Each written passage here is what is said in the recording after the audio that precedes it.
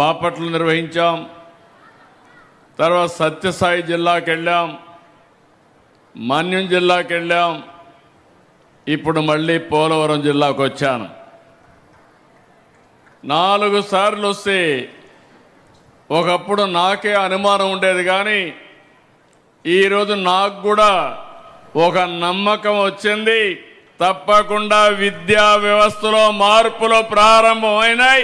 తప్పకుండా దీనికి ముందుకు తీసుకుపోతాం.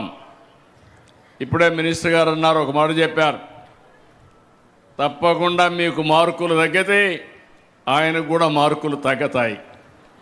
ఆయన మీకు మార్కులు వేస్తే ముఖ్యమంత్రిగా నేను ఆయనకు మార్కులు వేస్తా. ఎందుకంటున్నానంటే ఆయన ఏరి కోరి తీసుకున్నటువంటి పోర్ట్ఫోలియో ఇది. నేను దీన్ని తీసుకొని బాగు చేస్తానంటే నేను కూడా 2-3 సార్లు ఆలోచించాను. కానీ ఈరోజు అర్థమైంది, ఆ రోజు ఎందుకు అడిగారు, ఈరోజు ఏమి సాధించారని చూసినప్పుడు నేను చాలా సంతోషపడుతున్నా. ఇంతమంది తల్లి తండ్రులు పిల్లల్లో ఆనందాన్ని చూడగలిగామంటే చాలా గర్వపడుతుంది ఈ ప్రభుత్వం అని చెప్పి కూడా నేను మీ అందరికీ తెలియజేస్తున్నా. ఈ రోజుట్లో రోజు రోజుకి ప్రభుత్వ పాఠశాలలు బలహీనమైపోతున్నాయి. పిల్లల సంఖ్య తగ్గిపోతూ ఉంది. అలాంటిది 2 ఏళ్లలో 1,10,000 మంది ప్రైవేట్ నుంచి మారి గవర్నమెంట్ స్కూల్కి వచ్చారు. నాకు కొన్ని కంప్లైంట్లు కూడా వస్తున్నాయి. మీరు వచ్చేస్తామంటే ప్రైవేట్ స్కూల్స్ టీసీలు ఇవ్వకుండా అడ్డుపడే పరిస్థితికి వచ్చారంటే అది ఈరోజు ప్రభుత్వ స్కూల్స్ యొక్క సత్తా సమర్థతని మరొక్కసారి మీ అందరికీ విజ్ఞప్తి చేస్తున్నా. ఈ ఏజెన్సీ ఏరియా స్వచ్ఛమైన వాతావరణం, స్వచ్ఛమైన మనుషులు, పిల్లలు మట్టిలో మాణిక్యాలు. అవకాశాలు ఇస్తే అద్భుతాలు సృష్టిస్తారు. చదువు మన జీవితాలను మారుస్తుంది. మన రాష్ట్రపతి ద్రౌపది ముర్ము గారి దీనికి నిదర్శనం. దేశానికి గర్వకారణం, మనందరికీ స్ఫూర్తిదాయకం. నేను అందుకే మిమ్మల్ని అందరినీ కోరుతున్నాను. చాలామందికి అనుమానం ఉండేది, తల్లికి వందనం ఇవ్వగలుగుతామా, ఇస్తే లాభం ఏంటని. ఈరోజు మీరు ఒక్కసారి చూస్తే ఈరోజు కార్యక్రమంలో చాలా ఇబ్బందులు ఉన్నాయి. డబ్బులుండిగా ఇవ్వడం, మనసుండి ఇస్తున్నాం. నేను ఒక పర్పస్ కోసం కూడా ఆలోచించాను. అందరం ఆస్తులు ఒకప్పుడు నేను చెప్పేవాడిని, 95-96లో మీరు పిల్లల్ని బాగా చదివించండి, మీరు పిల్లల్ని చదివిస్తే వాళ్ళు మీరు సంపాదించేదానికంటే 100 రెట్లకు సంపాదించే తెలివితేటలు వస్తాయని ఈరోజు మీ అందరికీ చెప్తున్నాను. ఆ రోజు ప్రారంభించిన ఐటీ కానీ చదువు మీద పెట్టిన శ్రద్ధ, ఈరోజు మన పిల్లలు ప్రపంచమంతా వెళ్ళారు. ఏ దేశానికి పోయినా అందరికంటే ఎక్కువ తలసరి ఆదాయం సంపాదించే ఏకైక జాతి తెలుగు జాతిని మరొక్కసారి మీకు తెలియజేస్తున్నా. మీరు అమెరికాకి వెళ్ళండి, ఆస్ట్రేలియాకి వెళ్ళండి, ఆఫ్రికాకి వెళ్ళండి, ఎక్కడైనా మన పిల్లలే కనపడొస్తారు. ఈరోజు నేను ఒకే మాట అడిగాను, చాలామంది తల్లులతో మాట్లాడినప్పుడు ఇక్కడే మీరు కూడా ఆలోచించాలి. ఒకప్పుడు పిల్లలు భారం, పిల్లలు పుడితే ఎట్లా చదివించాలి ఇవన్నీ అనుకునేవాళ్ళు. ఈరోజు మీరు చూస్తే 5 మంది ఉంటే 75,000, 6 మంది 90,000, 2,000 రూపాయలు స్కూల్కి ఇచ్చినా మిగిలినంతా కూడా మీ దగ్గరికి వస్తూ ఉంది. ఏ తల్లికైతే పిల్లలు ఎక్కువ ఉంటారో ఆ తల్లి అకౌంట్లో 13,000 రూపాయలు పడుతుందంటే మీ సంపాదన కంటే ఇది ఎక్కువ అవునా కాదా అని మిమ్మల్ని అడుగుతున్నా. ఏంటి పిల్లలు, మీరు కూడా మీ తల్లులకి డబ్బులు సంపాదించే పరిస్థితికి వచ్చారు. మామూలుగా ఎప్పుడో చదువుకొని పెద్ద అయిన తర్వాత ఉద్యోగం వస్తే అప్పుడు తల్లిదండ్రులు చూసుకుంటారని మిమ్మల్ని చదివించేవాళ్ళు. ఈరోజు రివర్స్ చేశాం. మీరు పుడితే భారం కాదు, నీ తల్లికి ఆదాయం. అందుకే మీ తల్లిదండ్రులు కూడా పిల్లలందరినీ బంగారం మారిగా చూసుకునే పరిస్థితి వచ్చిందంటే అది ఈ ప్రభుత్వ ఆలోచన అని చెప్పి కూడా నేను మీకు తెలియజేస్తున్నా. ఇంకొక విషయం కూడా మీకు చెప్పాలి. ఈరోజు జనాభా తగ్గిపోతూ ఉంది. అలాంటి సమయంలో ఎక్కువ మంది చాలామందిని అడిగితే మీరందరూ చెప్తున్నారు పిల్లల్ని ఎట్లా పెంచాలని. ఈరోజు ప్రభుత్వం కూడా బాధ్యత తీసుకొని ఎవరైనా పిల్లలుంటే అంగన్వాడీకి పంపిస్తాం చిన్నప్పుడే పేద పిల్లలందరినీ. ఆ తర్వాత ఫస్ట్ క్లాస్ వచ్చిన తర్వాత 12 వరకు ఇప్పుడే మంత్రి గారు ఏమేమి ఫెసిలిటీస్ చెప్పారు. అక్కడి నుంచి మీ అందరికీ నాణ్యమైన చదువు ఇప్పించడమే కాకుండా సంవత్సరానికి 13,000 రూపాయలు మీ అకౌంట్కి, మీ పిల్లల పేరుతో 2,000 రూపాయలు స్కూల్ అకౌంట్కి వచ్చే పరిస్థితికి వచ్చింది. దీనివల్ల జనాభా కూడా నియంత్రణ అవుతుంది. మీరు ఒక విషయం గుర్తుపెట్టుకోవాలి.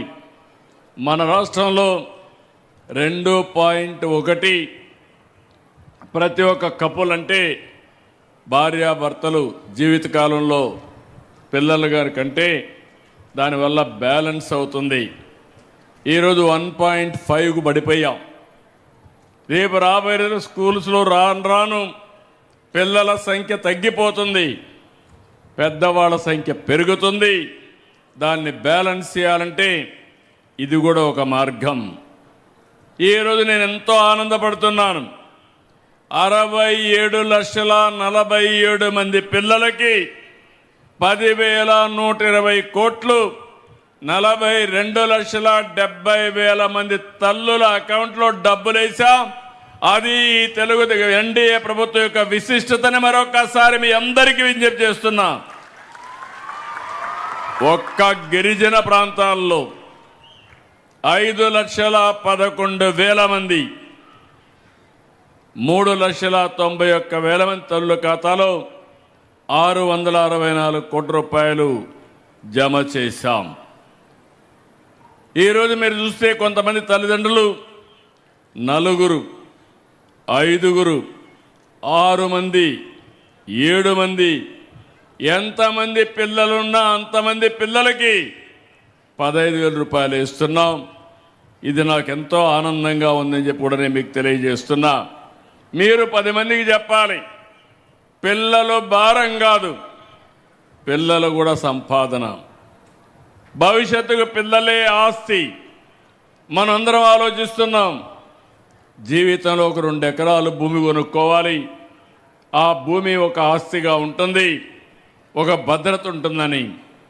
నేను ఒకటే మీ అందరికీ విజ్ఞప్తి చేస్తున్నాను, భూములు కొనొచ్చు కానీ ఆస్తి ఉంటుంది కానీ అన్నింటికంటే మించిన ఆస్తి పిల్లలు. ఆ పిల్లల్ని చదివిస్తే ఆ పిల్లలు ప్రయోజకులైతే మనం ఊహించిన ఫలితాలు వస్తాయని చెప్పి కూడా నేను మీకు తెలియజేస్తున్నా. నేను అందుకనే దీని మీద ఎక్కువగా శ్రద్ధ పెట్టాను. ఈరోజు మీరు చూస్తుంటారు, మేము సూపర్ 6 ఇచ్చాం. మీ అందరికి కూడా ఇబ్బందులు లేకుండా మొదటి తారీఖు వస్తే పేదల సేవలో 4,000, 6,000, 10,000, 15,000 రూపాయలు ఇచ్చే ఏకైక ప్రభుత్వం, మానవత్వం ఉండే ఏకైక ప్రభుత్వం భారతదేశంలో ఎన్డీఏ ప్రభుత్వం అని చెప్పి కూడా నేను మీకు తెలియజేస్తున్నా. ఇంకొక పక్కన మా ఆడబిడ్డలకి ఎక్కడ పోయినా జల్సాగా పోయి రావడానికి ఎవ్వరు అడగకుండా ఉచిత ప్రయాణ సౌకర్యం ఏర్పాటు చేశాం. దీపం కింద 3 సిలిండర్లు ఉచితంగా ఇస్తున్నాం. రేపు ఎల్లుండి మీరందరూ ఇంటిపైన సోలార్ పెట్టుకోండి, అది కూడా ఉచితంగా ఇస్తాం. ఆ తర్వాత మీరు చూస్తే మీరు సోలార్ అయిన తర్వాత ఇంట్లో స్టవ్ కూడా పెట్టుకోండి. పైన కరెంటు సోలార్ ప్యానెల్ ఉంటాయి, కరెంటు ఉత్పత్తి చేసుకుంటారు. శుభ్రంగా మీరు వంట చేసుకుంటే వంట ఖర్చు కూడా తగ్గి 3 సిలిండర్లకు ఇచ్చే డబ్బులు 3 సార్లు సంవత్సరానికి మీ అకౌంట్లో వేసే బాధ్యత నేను తీసుకుంటానని మీ అందరికీ హామీ ఇస్తున్నా. ఇంక సిలిండర్ బాధే ఉండదు. ఇలాంటి వినూత్నమైన ఆలోచనతో మనం ముందుకు పోవాల్సిన అవసరం ఉంది. ఇంకో పక్క నేను ఒకటే ఆలోచిస్తున్నాను, జీవన ప్రమాణాలు పెంచాలి, ఆర్థిక అసమానతలు తగ్గించాలి. ఇది ఒక ధ్యేయంగా పెట్టుకున్నాను. సంక్షేమ కార్యక్రమాలు ఇస్తాం. సంక్షేమ కార్యక్రమాలు ఇస్తూనే మిమ్మల్ని ఆర్థికంగా పైకి తీసుకొచ్చే బాధ్యత తీసుకుంటున్నాం. చేపలు ఇచ్చినప్పుడు ఆ చేప తింటారు. చేప పట్టేది నేర్పించగలిగితే 10 మందికి మీరు చేపలు ఇచ్చే పరిస్థితి వస్తుంది. ఆ విషయంతోనే ముందుకు పోతున్నా. ఈరోజు P4 తీసుకొచ్చాం, పబ్లిక్ ప్రైవేట్ పీపుల్ పార్ట్నర్షిప్ అని. నేను ఒకటే ఆలోచిస్తున్నాను, ఈ ప్రభుత్వం ప్రతి ఒక్కరికి అండగా ఉంటాం. అదే సమయంలో పేదవాళ్ళ జీవితాలను మార్చడానికి అనునిత్యం వినూత్నమైన కార్యక్రమాలతో మేము ముందుకు వస్తాం. ఈ విషయం మీరు గుర్తుపెట్టుకోవాలి. సంక్షేమ కార్యక్రమాలు ఒకటే కాదు, సంక్షేమ కార్యక్రమాలు అవసరం. ఈరోజు మీరు ఒక్కసారి చూస్తే ఈ ప్రభుత్వం అనేక విధాలుగా ఆలోచించాం. 10 లక్షల కోట్ల రూపాయల అప్పులతో ప్రారంభించాం. వడ్డీ కూడా 13-14%. ప్రభుత్వ ఆస్తులు తాకట్టు పెట్టారు. అక్కడి నుంచి ప్రభుత్వ ఆస్తులు తాకట్టు నుంచి విదిలించి 13% ఉండే వడ్డీని 9, 8.5, 8 కూడా తీసుకొచ్చే పరిస్థితికి వచ్చాం. అన్ని డిపార్ట్మెంట్లో సమస్యలు ఉండేటివి, జీతాలు ఇవ్వలేని పరిస్థితి. ఇప్పుడిప్పుడు జీతాలు ఇచ్చే పరిస్థితికి వస్తున్నాం. అంటే మనం అందరం కూడా అన్ని సాధించామని కాదు. ఈ విషయం మీరు గుర్తుపెట్టుకోవాలి. ఒక కుటుంబం కానీ దెబ్బతింటే తిరిగి కోలుకోవడానికి సమయం పడుతుంది. ఒక పరిశ్రమ దెబ్బతింటే మళ్ళీ ఆ పరిశ్రమను రివైవ్ చేయడానికి టైం పడుతుంది. ఎవరైనా అప్పు చేస్తే అప్పు తీర్చడానికి వడ్డీ కడుతూనే కొద్ది కొద్దిగా తీర్చుకుంటూ రావాల్సిన అవసరం ఉంటుంది. ఈరోజు ఈ ప్రభుత్వం ఆలోచించే విధానం సంక్షేమ కార్యక్రమాలని, అభివృద్ధి కార్యక్రమాలని బ్యాలెన్స్ చేస్తున్నాం. సంక్షేమ కార్యక్రమాలు అవసరం. సంక్షేమ కార్యక్రమాలు శాశ్వతంగా ఇవ్వాలంటే అభివృద్ధి చేయాలి, ఆదాయాన్ని పెంచాలి. అప్పుడే దీనికి సస్టైనబిలిటీ ఉంటుంది. అప్పులు తెచ్చిస్తే కొన్ని రోజుల తర్వాత వాళ్ళు అప్పులు ఇవ్వకుండా మన ఆస్తులు కూడా తాకట్టు పెట్టిన ఆస్తులు వేలం వేసే పరిస్థితికి వస్తారు. అందుకే ఇంకొక పక్కన మీరు ఒక్కసారి చూస్తే ఒక పక్క ఈ పని చేస్తున్నాయి, ఇంకొక పక్క మౌలికమైన వ్యవస్థలతో మనం స్ట్రీమ్లైన్ చేస్తున్నాం. పిల్లల చదువు ప్రతి ఒక్క తల్లి తండ్రి ఆలోచించేది నా పిల్లలు బాగుపడాలని, మంచి చదువుకోవాలని, చదువుకొని మంచి పౌరులుగా తయారు కావాలని, జీవితంలో మళ్ళీ మిమ్మల్ని బాగా చూసుకోవాలని, సమాజానికి ఉపయోగపడాలని చెప్పి ఆలోచిస్తారు. అందుకే నేను కూడా ఆలోచించేది విద్యపైన ఎక్కువ శ్రద్ధ పెట్టాం. ఇంకో పక్కన మీరు ఆలోచిస్తే ఇక్కడంతా టీచర్లు ఉన్నారు, వాళ్ళందరినీ కూడా మనస్ఫూర్తిగా అభినందిస్తున్నా. విద్యార్థుల భవిష్యత్తు నిర్మించేది ఉపాధ్యాయులు, తల్లిదండ్రులే. ఇంతవరకు మీరిద్దరూ కలిసే పరిస్థితి లేదు. స్కూల్లో ఏం జరుగుతుందో తల్లిదండ్రులు తెలియదు, తల్లిదండ్రులు ఏమనుకుంటున్నారో టీచర్లకు తెలియని పరిస్థితి. ఈరోజు ఫస్ట్ టైం చరిత్రలో మెగా PTM పెట్టి తల్లిదండ్రుల్ని, టీచర్ని, కమిటీని సమన్వయం చేసి పిల్లల భవిష్యత్తు కోసం ఆలోచించే ఏకైక ప్రభుత్వం ఈ యొక్క NDA ప్రభుత్వాన్ని మరొకసారి మీ అందరికీ విజ్ఞప్తి చేస్తున్నా. నేను ఒక మాట చెప్పాను, ఇక్కడుండే పిల్లలు ఏజెన్సీ ఏరియాలో వీళ్ళకు అవకాశాలు ఇస్తే వీళ్ళు మట్టిలో మాణిక్యాలు. ఇటీవల నేను ఒక ప్రయోగం చేశాం. లోకేష్ గారు మిగిలిన మంత్రులు కలిసి ఐఐటి కోచింగ్ పెట్టారు. రెసిడెన్షియల్ స్కూల్స్లో బ్రహ్మాండంగా సెలెక్ట్ అయ్యారు. ఈసారి దాన్ని పెంచాం. మొదటిసారి ఒక 100-120 సీట్లు వస్తే ఈసారి గిరిజనులకి ఎస్సీలకి 300-400 సీట్లు వచ్చేట్టుగా 500-600 వచ్చేట్టుగా పెట్టాం.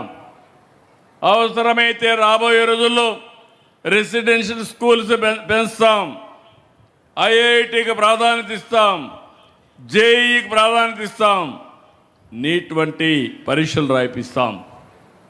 ఇంకో పక్క మీరు చూస్తే ఎవరైనా ఇంటర్మీడియట్లో అక్కడి నుంచి నర్సెస్ పోవాలన్నా లేకుంటే ఫ్యాక్టరీలో పనిపోయి ఐటీఐ పాలిటెక్నిక్ చేయాలన్నా వాళ్ళందరికీ కూడా చేయడం కోసం ముందుకు పోతున్నాం. ఈరోజు ప్రక్షాళనలో భాగంగా మీరు చూస్తే సర్వేపల్లి రాధాకృష్ణ విద్యార్థి కిట్లు ఇచ్చాం. ఇంకో పక్క మధ్యాహ్న భోజనం డొక్కా సీతమ్మ గారి స్ఫూర్తిని తీసుకొచ్చేట్టుగా ముందుకు పోయాం. ఒక చిన్న ఇంటర్వెన్షన్ ముస్తాబు, పిల్లల్ని అందంగా చూడడానికి స్కూలుకు వస్తే పిల్లలే మేనేజ్ చేస్తూ అద్దంలో చూసి ఒకసారి చెక్ చేయడం, భోజనం చేసిన తర్వాత వాష్ చేసుకున్నాక అంత ఈజీగా చదువుకునే పరిస్థితి వస్తుంది. ఇంకా చాలా స్కూల్స్లో స్టార్ట్ చేశాం. ఆ స్కూల్ పైనే కరెంట్ ఉత్పత్తి చేయడం, అక్కడ పడిన వర్షాన్ని భూగర్భ జలాలుగా మార్చడం, అక్కడ ఉండే వేస్ట్ కాంపోస్ట్గా మార్చడం, నెట్ జీరో కాన్సెప్ట్ కూడా తీసుకొని పిల్లల్ని ముందుకు తీసుకెళ్తున్నాం. రెసిడెన్షియల్ స్కూల్స్లో 10% డైట్ ఛార్జీలు పెంచి పిల్లలందరికీ పౌష్టికాహారం ఇస్తున్నాం. ఒక పక్క విద్య పైన, రెండవ పక్క ఆరోగ్యం పైన శ్రద్ధ పెట్టాం. తొందరలోనే ఆగస్టు నుంచి సంజీవని హెల్త్ ప్రాజెక్ట్ వస్తుంది. ప్రపంచంలో ఉండి నాలెడ్జ్ని ఆరోగ్య విషయాల్లో మీ ఇంటికి తీసుకొచ్చి మీకు అందుబాటులో పెట్టే బాధ్యత ఈ ప్రభుత్వం తీసుకుంటామని మీ అందరికీ హామీ ఇస్తున్నా. ప్రతి ఒక్క పిల్లల్ని ఆ దృష్టితో ఆలోచిస్తున్నాం. ఎన్నో సంవత్సరాలుగా టాయిలెట్లు బాగాలేవు, నీరు సరిగా లేదు, ఆర్ఓ ప్లాంట్స్ లేకపోతే అవన్నీ కూడా రెక్టిఫై చేశాం, అన్ని స్కూల్స్లో చేశాం. ఈరోజు ఇక్కడికి వచ్చినప్పుడు టీచర్లందరినీ, రాష్ట్రంలో ఉండే టీచర్లందరినీ కోరుతున్నాం. ఈరోజు విద్యా వ్యవస్థకు వెన్నెముక ఉపాధ్యాయులు. తల్లిదండ్రులతో సమానంగా గురువును పూజించే దేశం మంది. నేను ఎప్పుడు కూడా ఉపాధ్యాయులకు సముచితమైన గౌరవం ఇస్తూ వచ్చాను. ఎప్పుడో కౌన్సిలింగ్ పెట్టాం. ఒకప్పుడు టీచర్ ట్రాన్స్ఫర్ చేయాలంటే రాజకీయ నాయకుల దగ్గర తిరిగే పరిస్థితి, విముక్తి కల్పించాం. ఇప్పుడు ఎవరి దగ్గరికి పోయే పని లేదు. కౌన్సిలింగ్ ద్వారా ఈరోజు టీచర్స్ ట్రాన్స్ఫర్ చేస్తున్నాం. టీచర్లకి గౌరవం ఇవ్వాలి. సమాజంలో గుర్తింపు ఉంది. ఆ గుర్తింపుని శాశ్వతంగా ముందుకు తీసుకుపోవడానికి ముందుకు పోతున్నాం. ఈరోజు రాష్ట్రంలో ఉండే టీచర్స్ అందరినీ కోరుతున్నాను, ఇది మీ బాధ్యత. తల్లి తండ్రితో కలిసి ప్రతి ఒక్క విద్యార్థిని విద్యార్థుల్ని ఒక మంచి ప్రయోజకులుగా మనం తయారు చేస్తే మనం ముందుకు పోతాం.